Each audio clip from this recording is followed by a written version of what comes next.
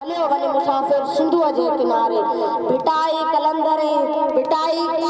भिटाई सचन कलंदरी जी सिंध में लुचंदो फिरन नाम छली बार बार मुसाफ़िर हलियो वञ सिंधुअ जे किनारे मुसाफ़िर हलियो वञ सिंधुअ जे किनारे।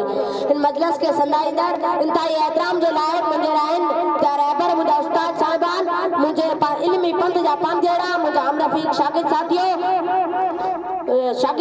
जिए सिंधी बोली जिए सिंधु दरिया हाज़िर प्रोफेसर साजिद सुमरे चयो आहे त वतन कायनात जी सभ खां उत्तम शइ वतन आहे।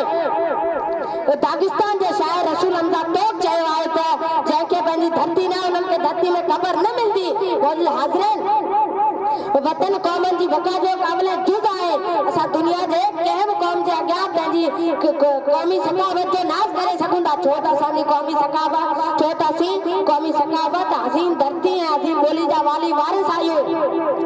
असांजी इंडस सिविलाइजेशन दुनिया जे क़दीम तहज़ीब सिविलाइजेशन इजिप्ट सिविलाइजेशन समरियन सिविलाइजेशन ऐं चीनी सिविलाइजेशन जी क़दामत में भेण आहे। असांजी इंडस सिविलाइजेशन जूं पहाड़ूं हज़ारे सालनि जी मौजूद तारीख़ में खुटल आहिनि। सिंधु वाथिरे मां उछंदड़ असांजी तहज़ीब केतिरियूं गांव ॾिठियूं आहिनि जिन में सिंध जी धरतीअ जे क़ौमी सर्वेचन पंहिंजो रत ऐं सत ॾेई पंहिंजी तंगनि ऐं नंगनि जी हिफ़ाज़त कई आहे।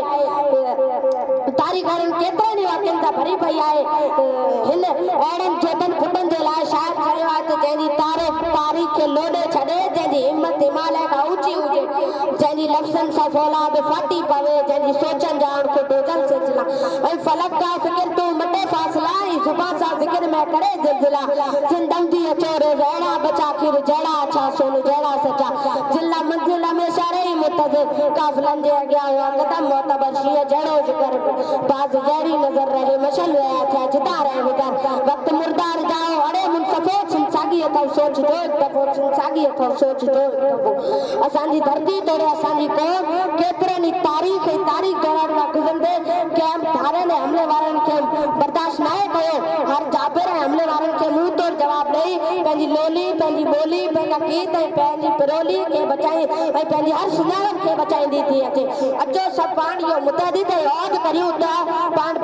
ईंदड़ दौर के चैलेंजिस के मुंहुं ॾेई पंहिंजी जबल जंग दरिया ऐं पंहिंजी सकाफ़त खे बचायूं। मां इन्हनि सीटनि सां पंहिंजी तकरीर जी पुॼाणी आंदुसि त भले यार असांजो यादि न थी पर धरतीअ जो गद्दार न थी त भले यार असांजो यादि न थी पर धरतीअ जो गद्दार न थी जेको दुश्मन सिंधी माण्हू जो हुनजे गले जो भार न थी जेको दुश्मन सिंधी माण्हू जो हुनजे गले जो भार बंदी प्यार वफ़ा तूं पंहिंजनि सां कर प्यार वफ़ा तूं पंहिंजनि सां के पापीअ जो तूं प्यार न थी के पापीअ जो तूं प्यार न